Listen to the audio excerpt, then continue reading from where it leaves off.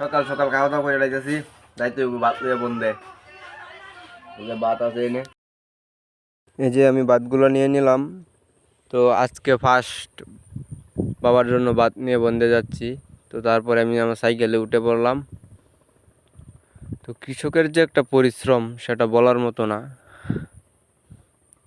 তো কৃষকরা যদি সোনার ফসল না ফলায় তাহলে আমরা কী করে ভাত খাবো? আর দুমুঠো ভাত খেয়ে বেঁচে থাকি আমরা।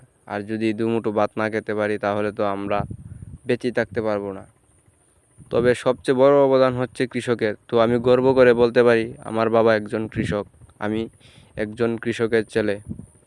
তো তারপরে দেখেন এই যে ওয়েদারটা দেখতে দেখতে আমি যাচ্ছিলাম, খুব সুন্দর ভিউ। ওই 15-20 মিনিটের মতো রাস্তা আমাদের বাসা থেকে। বাবা জেনে ধান কাটতেছে, ওই জায়গায় যাইতে হলে 15-20 মিনিট লাগে। তো আর কি, সাইকেল চালিয়ে যাইতে শুরু করলাম।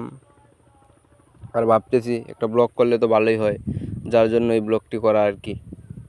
দেখতে পাচ্ছেন টিন কেয়ারের বাড়ি এবং 1 লিটার জল। তারপরে আমি আমার সাইকেলটিকে এই জায়গায় রাখলাম। এখন ক্ষেতের আইলে দিয়ে যাওয়া লাগে, মানে 1 কিলোমিটার জায়গার মতো।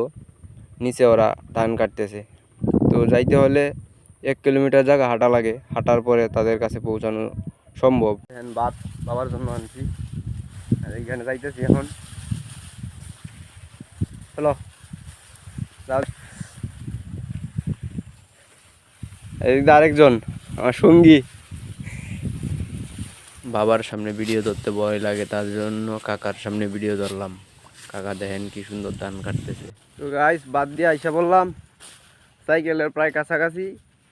এখন কাজ শেষ, এখন বাড়িতে চলে যাবো। এই যে সাইকেল।